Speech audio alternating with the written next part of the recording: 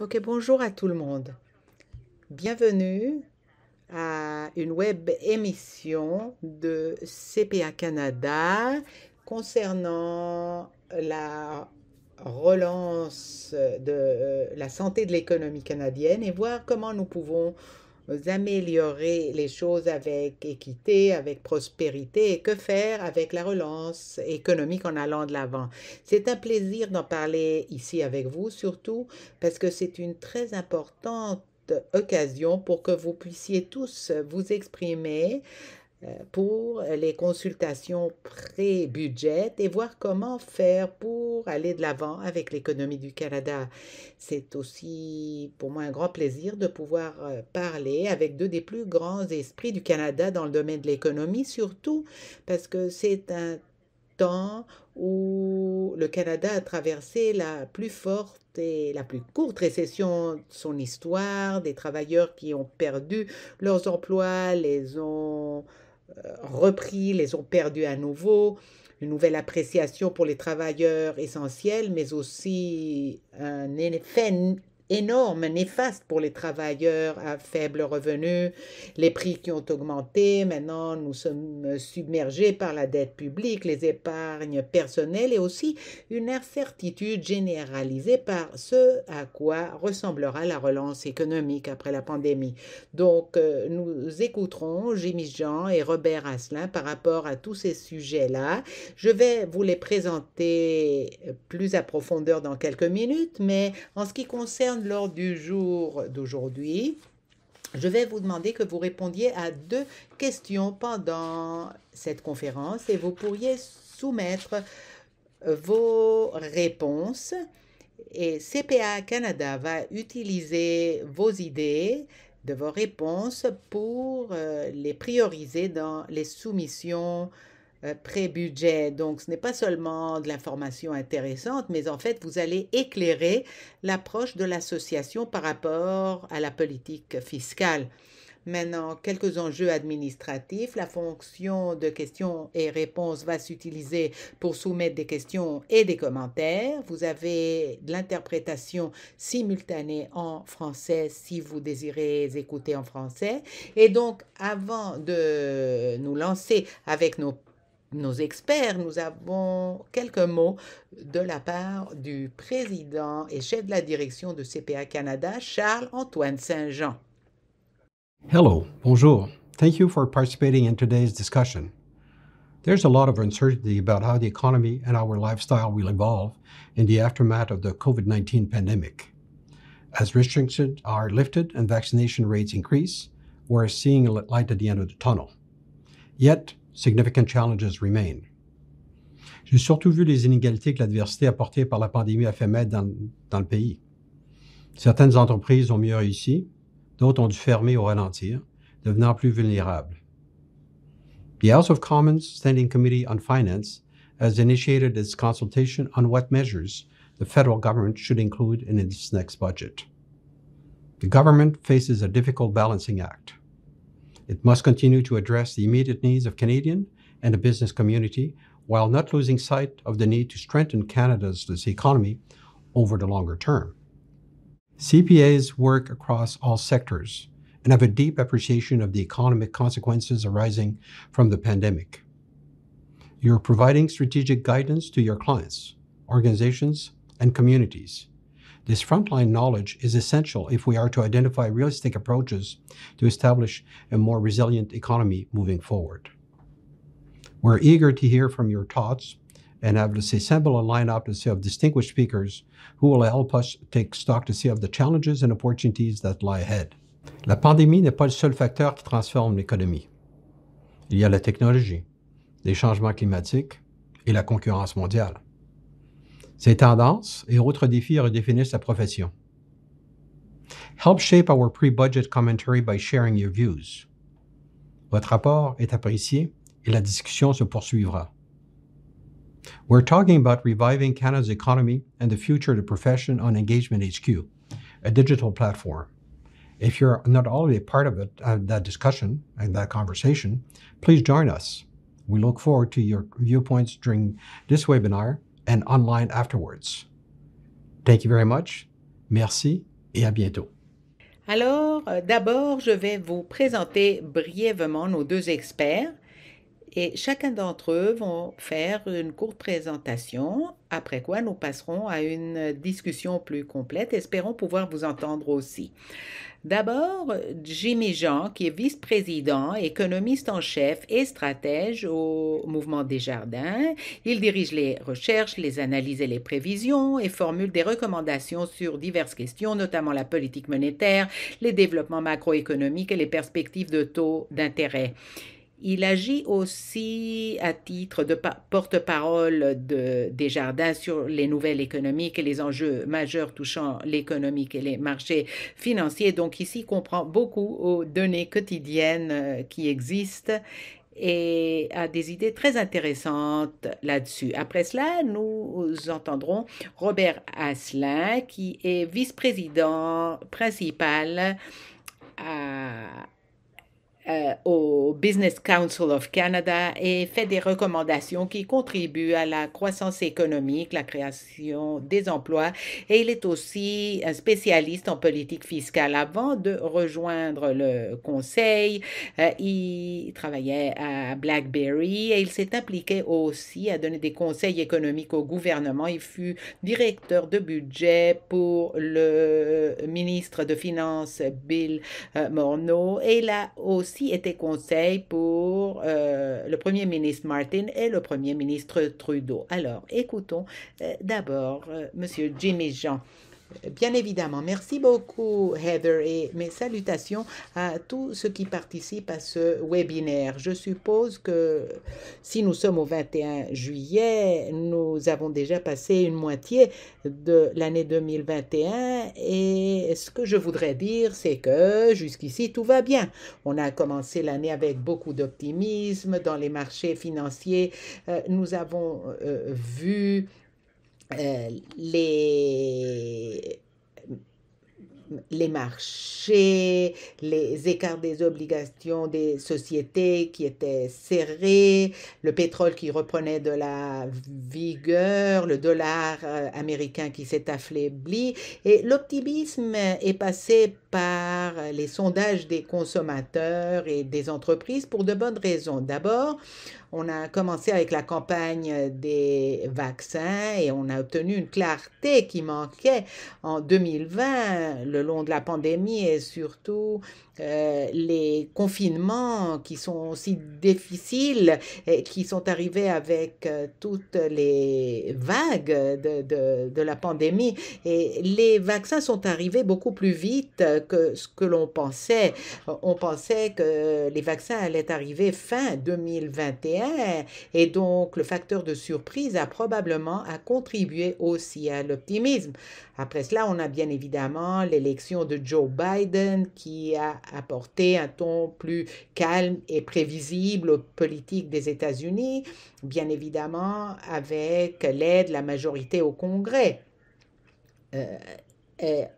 Près de 9% de PIB et il faut passer encore par le Congrès. On est en train de négocier les choses, mais sans les programmes des États-Unis, le stimulus est à 25% du PIB, qui est quelque chose qu'on n'a jamais vu pendant une récession après la guerre. Si vous pensez que les États-Unis ont exagéré, au Canada, on a un stimulus de 25% du PIB depuis le début de la crise et bien évidemment, on parle tout le temps de la magnitude, de la composition de la dépense, mais perspective macro, c'est difficile d'être pessimiste avec tellement d'interventions dans le système et l'autre raison pour l'optimisme a été l'efficacité de ces interventions en 2020 du point de vue de prévenir des faillites. On a vu les faillites qui ont diminué dans les États-Unis,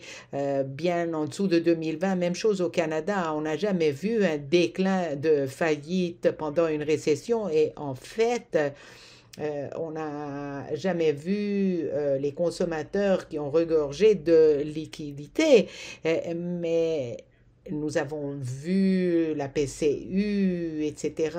Et donc, l'une des choses que tout cela a fait est de pousser vers des épargnes. Et donc, les consommateurs, comme on l'a dit, ont regorgé de liquidités. Et en 2008-2009, c'était l'opposé. Pas de liquidité, il fallait du crédit. Donc, c'est une histoire complètement différente. C'est une récession très différente et très courte cette fois-ci. Et dans les États-Unis, on a dit que la récession, en fait, a duré 2 mois, c'est-à-dire février et mars. Entre février et avril, le PIB au Canada s'est contraint de 17,6%, 2 fois plus qu'en 2008-2009, donc court, mais très intense quand même. Mais maintenant, je pense qu'avec l'exécution de politiques d'urgence et l'arrivée précoce des vaccins, tout ceci a été un moteur très potent, très puissant plutôt de la croissance. Par exemple, la production industrielle au niveau mondial. Vous savez que la nature de cette pandémie a causé un rebondissement beaucoup plus grand du point de vue des biens, les productions. On voit qu'on revient à la situation avant la pandémie. Et du côté des services, les réouvertures des économies des pays développés avec les vaccins, y compris ici au Canada. Donc, les secteurs des services sont en train de rebondir et tout cela aide avec les dépenses des consommateurs. Mais on entend aussi beaucoup de nos jours parler du variant Delta et des risques des variants en général. Et à mesure que les cas augmentent dans de différents pays, la crainte augmente, mais tenez en compte que cela sera la première vague où l'on aura beaucoup de personnes vaccinées dans de différents pays. Donc, les systèmes de soins de santé sont en meilleure situation. Et ce que cela veut dire, c'est que le PIB va croître de 6% cette année au niveau mondial. Et cela vient après 3,6% de restrictions en 2020. Le PIB, on s'attend à ce qu'il soit à 6,3% au Canada. Et les écarts de production, on s'attend à ce que nous ayons bien évidemment de la pression sur l'inflation et c'est la raison pour laquelle nous pensons que quoique les banques ont dit qu'ils vont être faciles de ce côté-là, on a des mesures extraordinaires par rapport aux achats et ce processus est déjà en train de se passer au Canada et aussi dans les États-Unis, probablement en septembre-octobre, ça va se passer. Après cela, l'année prochaine, on commencerait à voir les taux d'intérêt qui seraient levés, quoique nous nous attendons à ce que le processus soit graduel. Mais c'est encore le cas où l'on a moins de besoin d'avoir des mesures extraordinaires. Donc, cela couvre mes commentaires initiaux et nous pourrions parler de ces sujets-là et d'autres sujets plus tard. Merci beaucoup pour vos commentaires et pour votre optimisme. C'est quelque chose de très rafraîchissant, dirais-je, après une année où l'on vit d'un point de données mauvais à un autre. Donc, c'est très rafraîchissant. Maintenant, Robert, parlons avec toi. Tu viens d'une perspective différente côté politique et communauté d'affaires. Donc, comment vois-tu que nous sommes positionnés en ce moment? Bon matin, bon après-midi à tout le monde. C'est formidable d'être ici avec vous. Je vais faire quelques commentaires peut-être pour le court terme pour compléter ce que mon collègue Jimmy a dit. Quelques avertissements peut-être.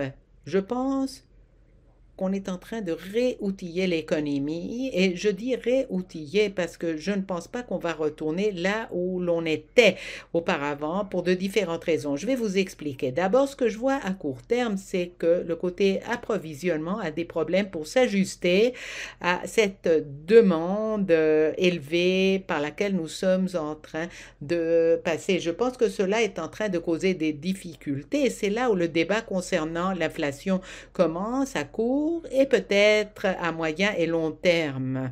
Notre capacité d'améliorer le côté de l'approvisionnement. Côté marché de travail, je pense qu'il existe de différents défis et adaptations en allant de l'avant. On a des carences de travailleurs dans plusieurs secteurs plutôt clés. On voit une inadéquation avec le marché de travail qui pourrait être problématique en allant de l'avant. Et bien évidemment, à cause de la générosité des gouvernements, y compris au Canada, il existe un manque d'incitatifs à court terme, je pense, surtout pour les travailleurs à bas salaire, de retourner à la main-d'œuvre. Et je pense que ceci commence à créer quelques problèmes.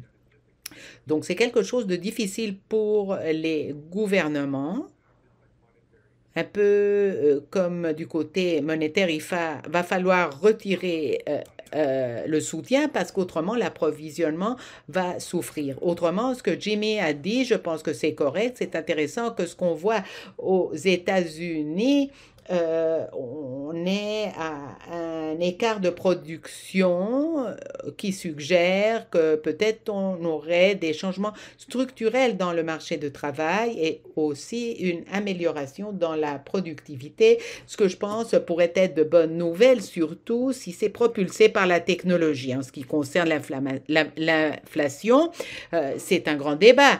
Je voudrais dire que je vois beaucoup d'économistes qui prévoient, et même ma propre expérience dans la prévision au Canada, il faut, je pense, rester humble concernant la prévision de l'inflation. Mais c'est l'approvisionnement qu'il faut regarder, la capacité qu'aurait l'économie de réagir à ce qui est en train de se passer. Je vois beaucoup d'enjeux en suspens. Que feront les gens avec leurs épargnes? Comme Heather l'a mentionné, je pense que c'est une grande question. Est-ce qu'ils vont garder leurs épargnes? Est-ce qu'ils vont les dépenser? Est-ce qu'ils auront un équilibre et garder une partie de leurs épargnes et en dépenser? Et qu'est-ce qui va se passer avec le stimulus fiscal? Le gouvernement, est-ce qu'il va réduire le stimulus? La politique monétaire est très intéressante, je pense, en ce moment. Les banques centrales, surtout dans les États-Unis, ont proposé un nouveau cadre où ils veulent bien dépasser leur cible pendant un certain temps et arriver à 2% de façon soutenue. Je pense que ceci cause potentiellement un certain risque du point de vue de la stabilité, la volatilité financière dans les marchés au Canada. On sait que l'on parle d'assouplissement quantitatif, mais je veux dire qu'à court terme, comme clôture, on est bloqué avec une stagnation depuis, en fait, la grande crise économique de 2008. Donc, ceux qui ne se rappellent pas de cette stagnation en cycle, c'est un manque de productivité qu'on a vu dans l'économie, un manque d'investissement dans les entreprises. Et en allant de l'avant, la question se pose, est-ce que nous pourrons revenir? Est-ce que nous revenons, en fait, à des investissements suboptimaux ou est-ce qu'en fait on peut utiliser l'effet de la pandémie et utiliser par exemple la technologie pour devenir plus productif et changer la tendance qu'on avait auparavant? Pour terminer, quelques idées concernant la croissance à long terme. C'est très important, je pense, de nous poser la question concernant l'avenir. Surtout les décisionnaires doivent se demander d'où pensons-nous que la croissance va venir. Et je pense que c'est un défi au Canada parce que je pense qu'on a été très géré par la consommation Et les épargnes vont être le moteur de la consommation. Il ne faut pas être complaisant et améliorer notre capacité de production en allant de l'avant. C'est quelque chose avec quoi le Canada a des problèmes. Nous avons une population vieillissante et un enjeu de productivité en suspens. Donc, je pense que nous devons rester concentrés à cela. Merci. Merci. J'adore l'idée de cet effet de lance-pierre que tu as mentionné. En allant de l'avant, avant de rentrer dans les détails, je veux passer à la première question de sondage pour le public. Et donc, je vais lire la question et je crois que vous pouvez aussi la lire. Donc, vous envoyez vos réponses et on va les utiliser. Donc, au cours de l'année à venir, quels sont les plus grands défis que les entreprises auront à relever? Sera l'incertitude persistante en raison de la COVID-19 et de ses effets, la capacité d'attirer et de conserver du personnel, est-ce la transition vers une économie faible en carbone, la transformation des activités, le maintien des chaînes d'approvisionnement et finalement l'accès aux liquidités et au financement. Moi, je pourrais ajouter toutes les réponses sont valables, mais je pense que vous ne pouvez en choisir qu'une. Donc, prenez une minute et je pense qu'on verra des résultats immédiats. Et puis voilà, je pense, vos réponses qui seront utilisées pour contribuer aux soumissions pré-budget de la part de CPA Canada. OK, alors, on dirait que le gagnant est l'incertitude persistante. C'est un défi supérieur et vous savez que je suppose que cela pourrait définir le tout par rapport à la récession de la pandémie. On a toutes ces vagues qui nous attaquent et si je puis aller un peu de l'avant avec l'incertitude, je me demande tout simplement, vous savez, le Canada typiquement est très prudent avec les dépenses, l'investissement, la pandémie. Est-ce que cela nous conditionne du point de vue d'être attrayant si tout le monde est dans l'incertitude et ne veut rien faire en allant de l'avant, peut-être le Canada, avec sa prudence, a un avantage compétitif. Robert? Oui, c'est intéressant cette question. Ce qu'on a vu, c'est le gouvernement qui a mis une emphase très élevée sur la santé des gens, ce qui est très important. Tout est secondaire à cela, mais bien évidemment qu'en allant de l'avant et à mesure que les gens sont vaccinés, on a une emphase économique à laquelle il faut penser. Je pense qu'en ce moment, nous avons les outils. 18 mois plus tard, on devrait au moins avoir les outils pour faire les tests. Je pense qu'on a un niveau élevé de vaccins si on se compare à d'autres pays. Et je pense que nous devons surpasser le drame psychologique et aller de l'avant vers la réouverture. Bien évidemment, il faut toujours être prudent. Il ne faut pas nous surcharger. Je pense que en ce moment, les choses sont sous contrôle, mais il faut penser de façon responsable en allant de l'avant sans que le gouvernement soit trop prudent. Jimmy, que penses-tu? On parle tellement d'une quatrième vague en ce moment, quand on regarde le Royaume-Uni, avec les chiffres élevés là-bas. Ça n'a pas l'air d'être si mortel, mais quand même, les marchés sont en train de réagir. Est-ce que le Canada est bien positionné pour un autre risque d'une autre vague?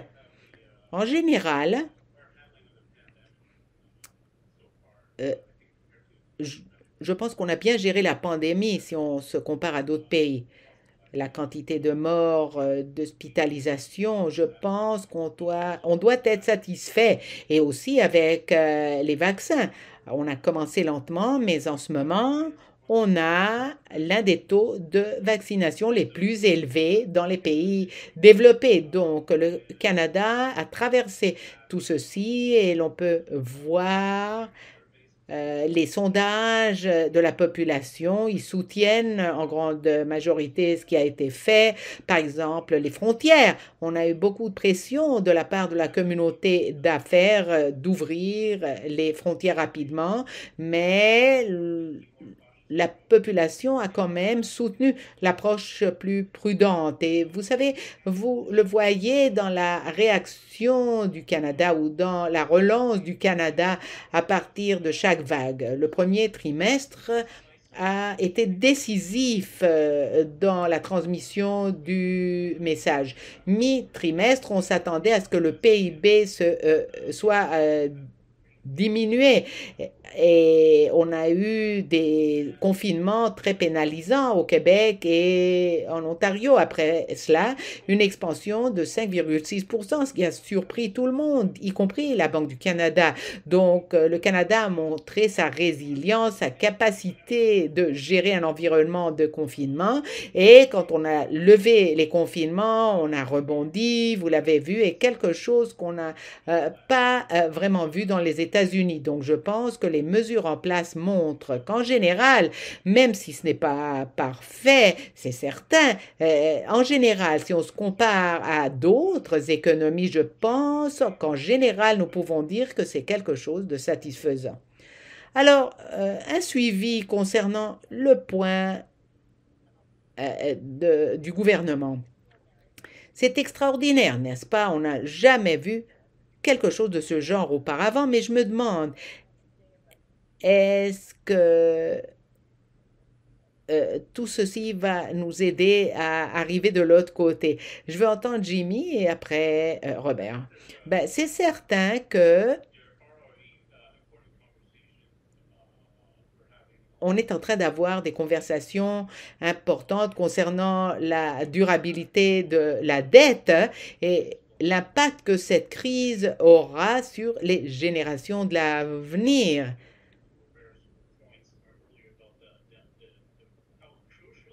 Et en quelle mesure c'est essentiel que les investissements soient bien ciblés et soutiennent la levée de la capacité de production de l'économie.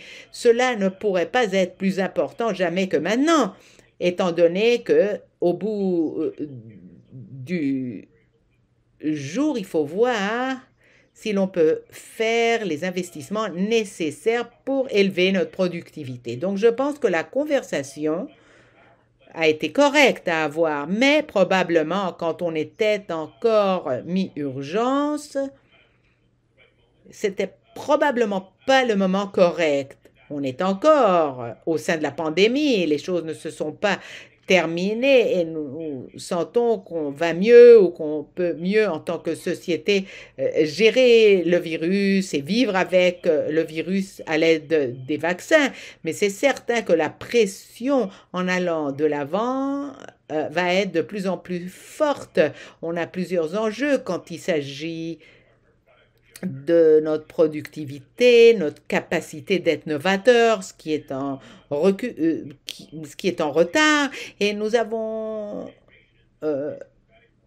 besoin d'une immigration pour avoir plus de gens, mais on va trouver que ça va être plus difficile en allant de l'avant parce que nous avons une administration américaine qui accueille les immigrants mieux que l'administration antérieure et on a plusieurs enjeux qui ont à voir avec l'intégration des immigrants. Donc, vous savez que nous avons quoi qu'on peut être satisfait. Il y a beaucoup de choses encore à faire au Canada, y compris la transition vers une économie à bas carbone et un modèle durable pour le pays. Donc, cela ne veut pas dire qu'on n'ait pas beaucoup de travail à faire pendant les années à venir. Donc, Robert, tu as passé du temps au gouvernement. Est-ce qu'on a tout simplement retardé le jour où l'on devrait se demander si on a fait les choses correctes ou pas? C'est intéressant cette question. Je l'encadrerais un peu différente parce que ça me mettrait dans une position moins controversielle.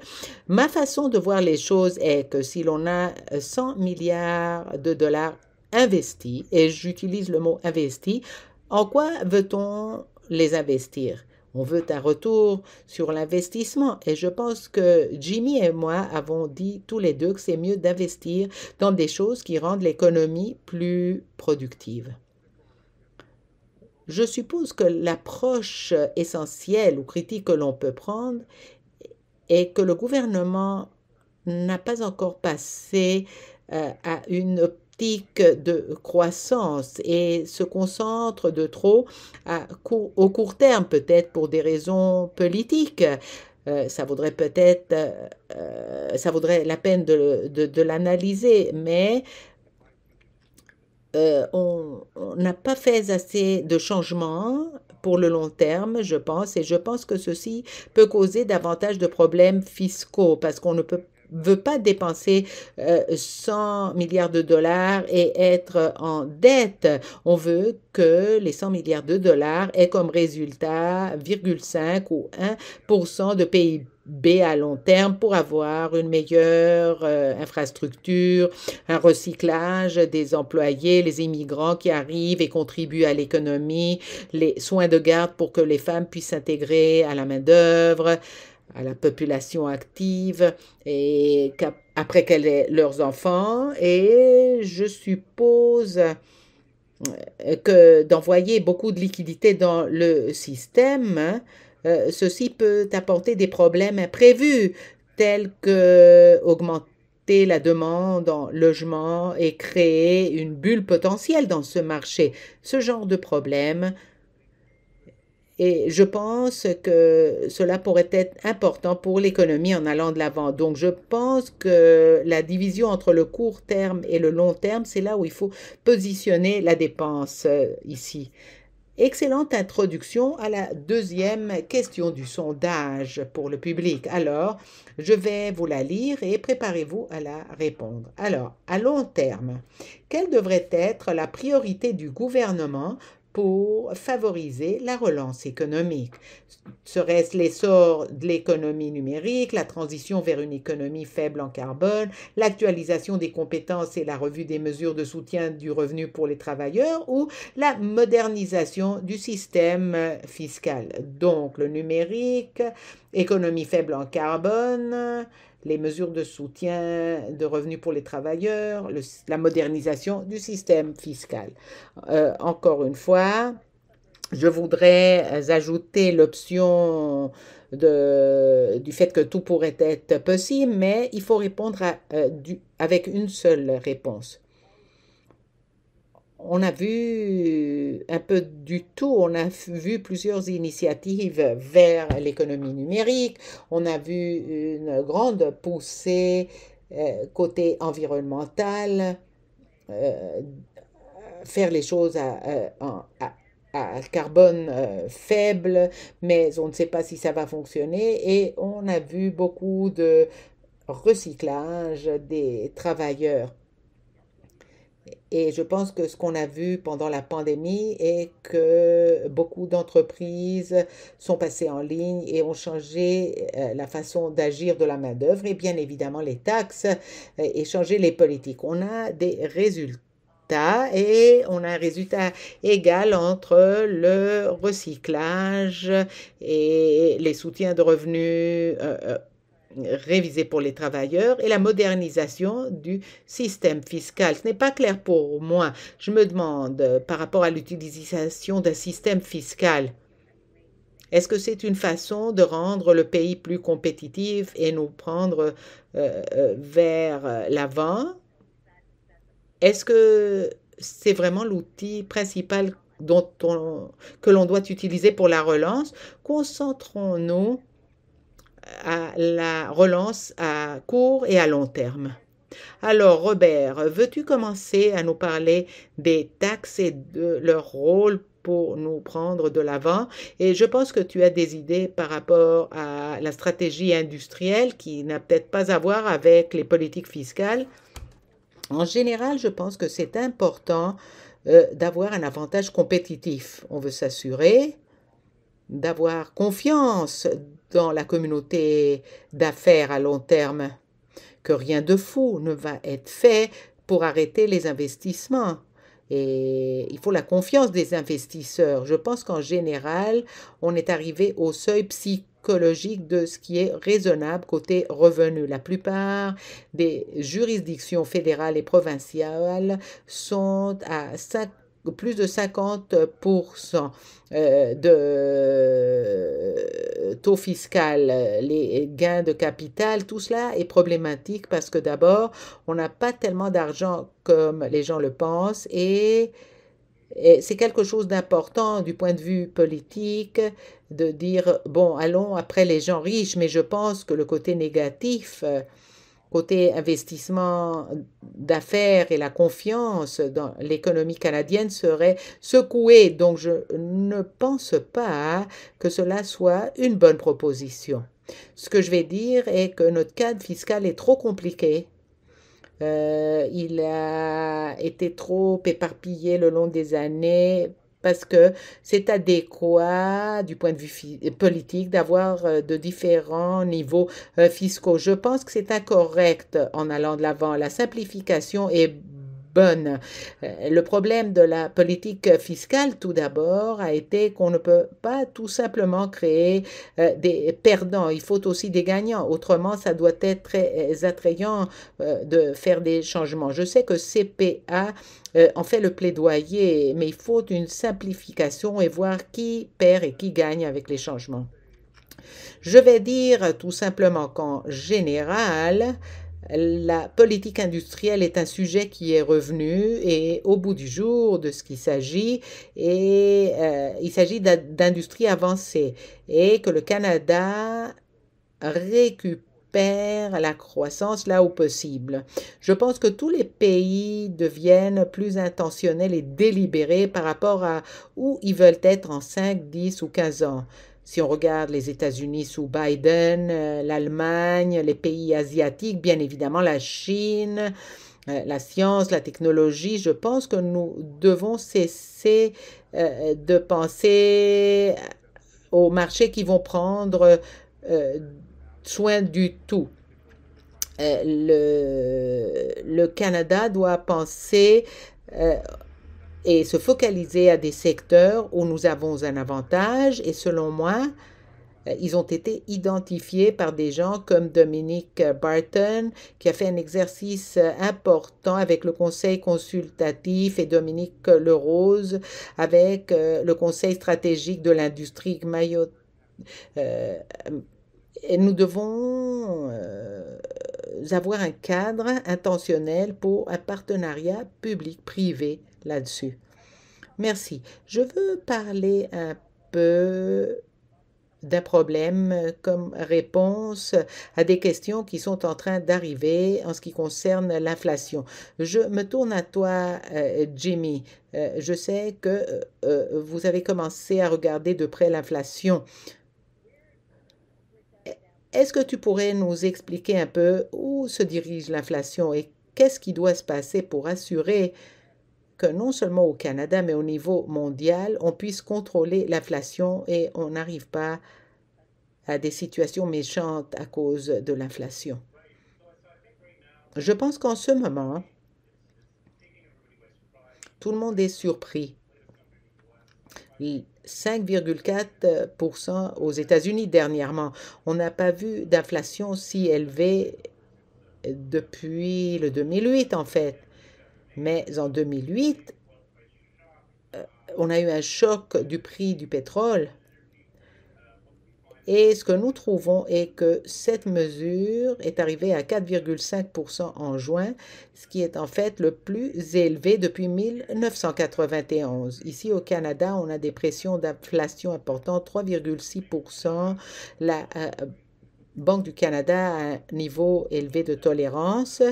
On est en dessus du 3%, mais de notre côté, on a passé en revue nos prévisions d'inflation aux États-Unis, 4,2%, ce qui serait encore une fois le niveau le plus élevé d'inflation depuis 1991 et au Canada.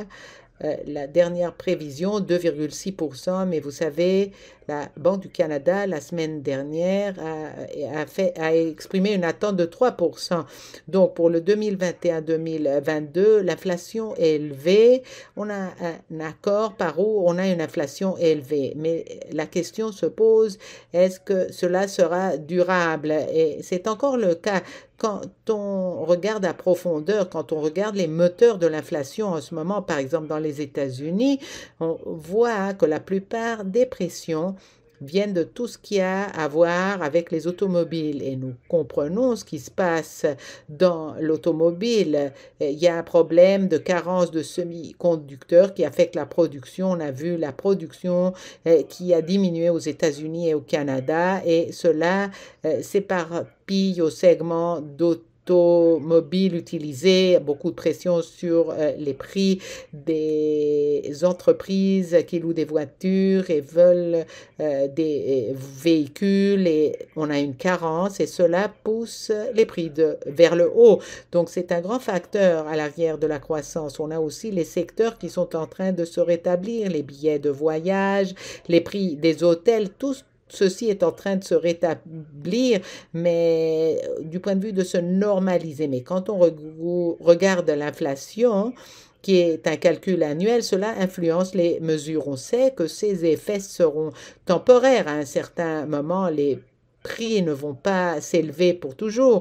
Ils vont se rétablir à un niveau qui pourrait être proche au niveau avant la pandémie. Et ce genre d'inflation va se réduire. Mais ce qui nous reste et ce que les banques centrales vont cibler, on a une certaine exagération. Il faut faire attention de ne pas trop interpréter l'inflation élevée en ce moment. Mais ce à quoi ils vont se concentrer, c'est quelque chose que Robert a mentionné plus tôt. C'est l'approvisionnement et la demande. Quelle partie de l'approvisionnement a été détruite pendant cette pandémie? Quel secteur? Parfois, on a des secteurs qui reviennent à l'ancien normal. Il y a des secteurs qui vont revenir à un nouveau normal qui est plus faible que l'ancien normal. Et on a des secteurs qui vont se voir avantagés. Alors, ce qui va se passer avec le tout va déterminer où nous en sommes du point de vue de la demande et de l'approvisionnement. Nous savons que la demande est très stimulée par la liquidité qui a été accumulée l'année dernière en ce moment. Mais à mesure que les économies se réouvrent, on a beaucoup d'incertitudes en ce moment du côté du niveau auquel ça va se terminer. C'est ouvert comme question en ce moment. On s'attend à ce que les économies aient de la demande à partir de maintenant, mais à quel niveau? Et le plus on a un excès de demande, le plus on a des pressions macro sur l'inflation. Et c'est ce à quoi les banques centrales réagissent côté politique. Parce que 5,4% en 2008-2009, ça se passerait rapidement. Donc, ils sont en train d'être gentils en ce moment. Et on a aussi des moteurs structurels de l'inflation plus basse qu'on a eu dans le dernier cycle. Et les banques centrales n'ont pas perdu leur foi dans la mondialisation, le vieillissement de la population, la numérisation de l'économie. Donc, tous ces facteurs sont encore avec nous et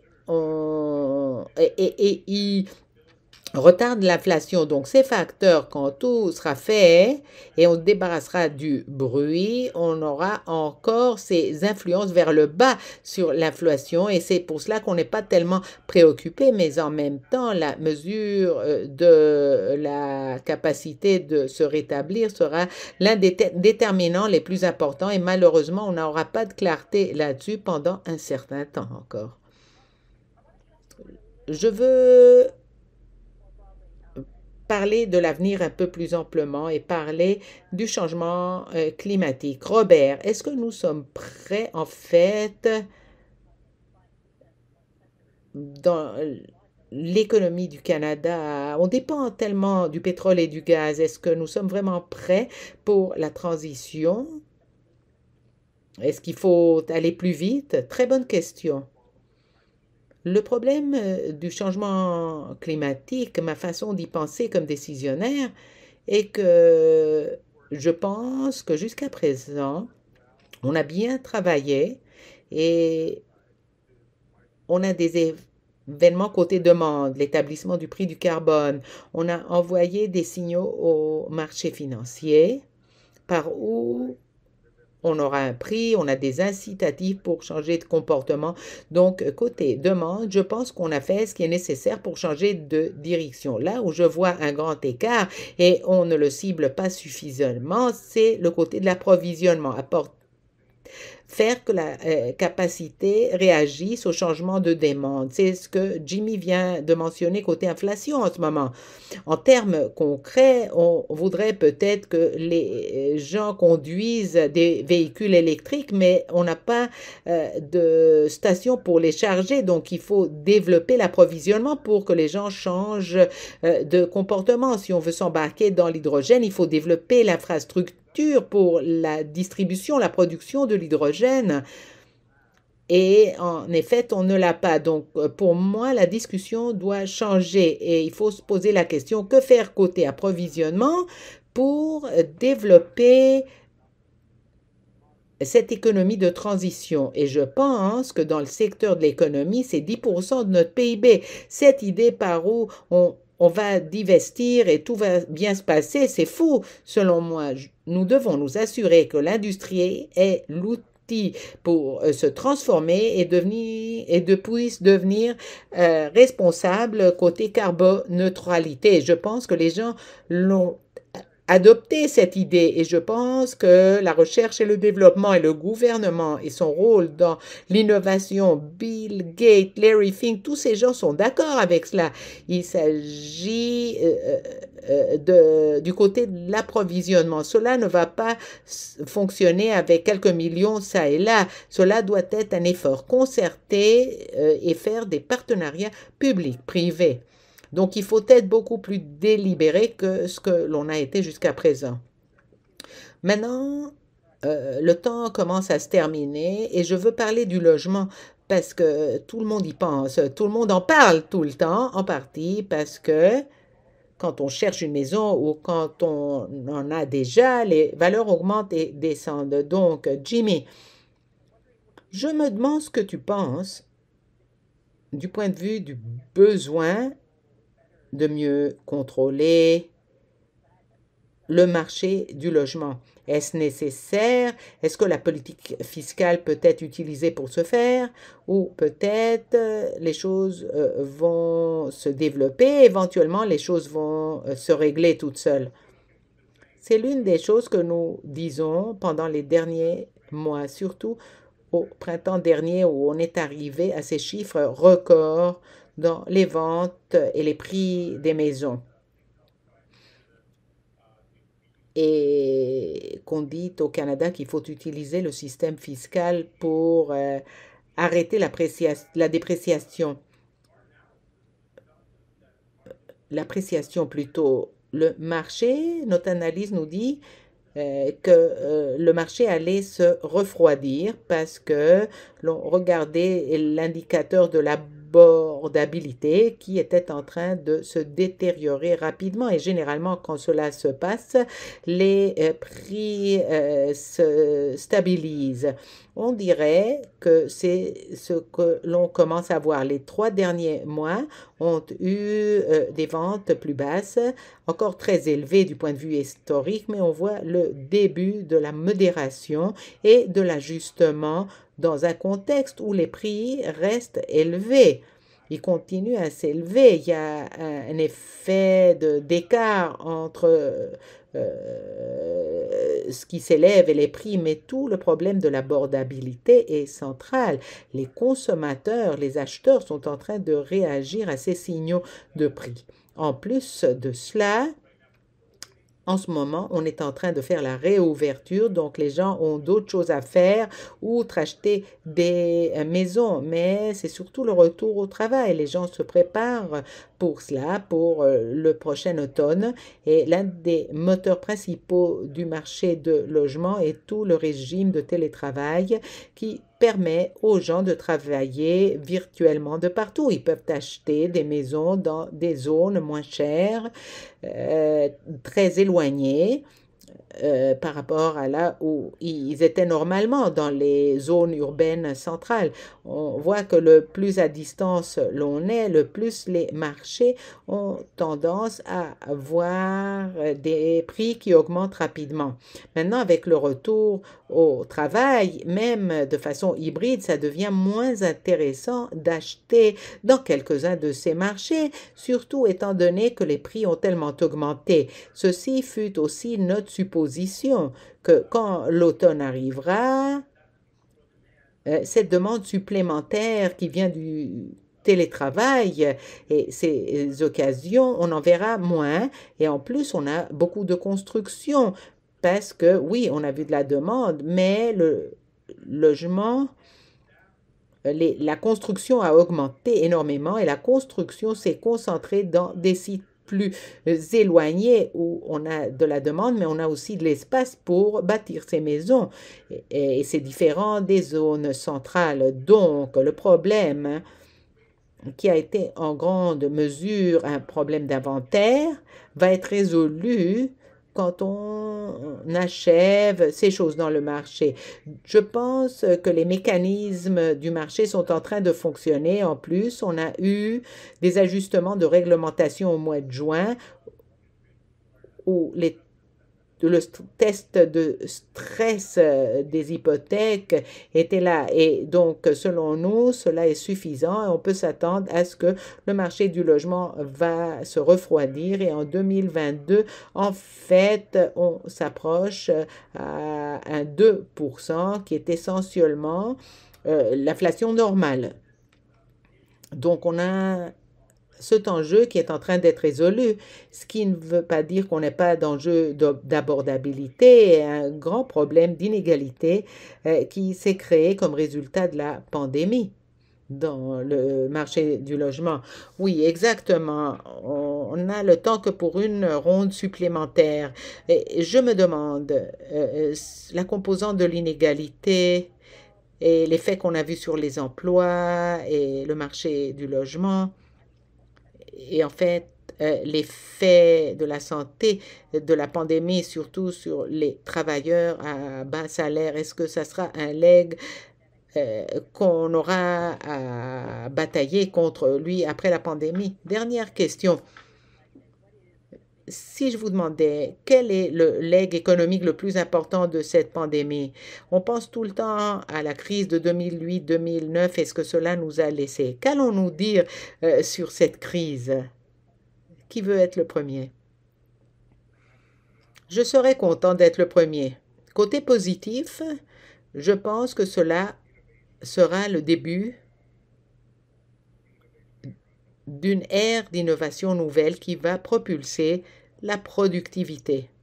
Je pense que si l'on stratégise notre économie et on utilise l'occasion pour être plus novateur et on comprend la centralité du capital en allant de l'avant, je pense que ça sera très positif.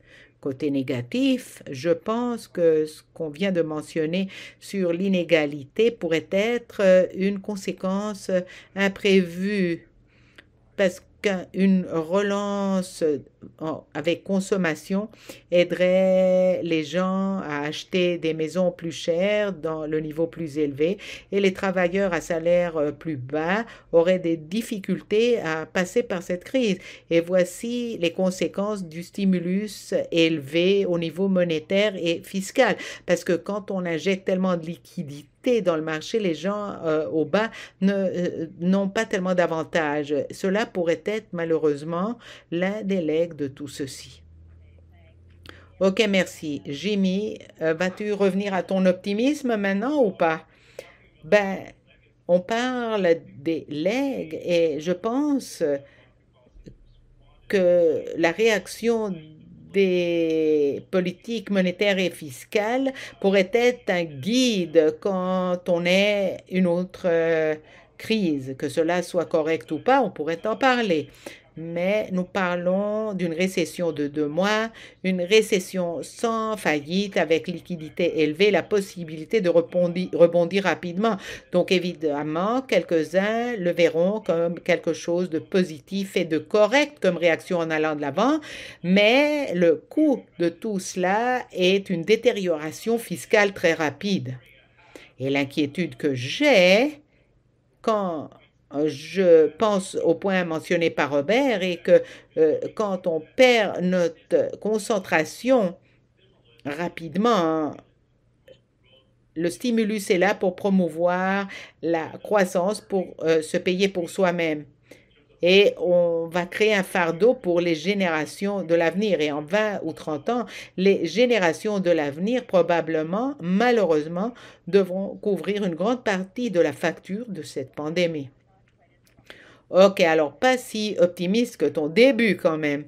Bon, on arrive à la fin de notre temps et je voudrais vous remercier énormément pour tous vos points, toutes vos idées qui ont été très intéressants, très complexes et je voudrais dire au public que la façon de continuer cette discussion est d'aller au site web Foresight, plutôt voir demain.cpacanada.ca en français. Vous pouvez rentrer et regarder cette web émission et parler de ce que vous pensez. Et donc, si vous avez raté une portion de la discussion ou vous voulez revenir à quelques-uns de ces points ou vous avez trop de choses à penser, donc vous pouvez revenir à ce site web. On aura aussi un rapport qui va résumer les apports reçus, vos commentaires, et cela sera affiché sur le site plus tard cet été.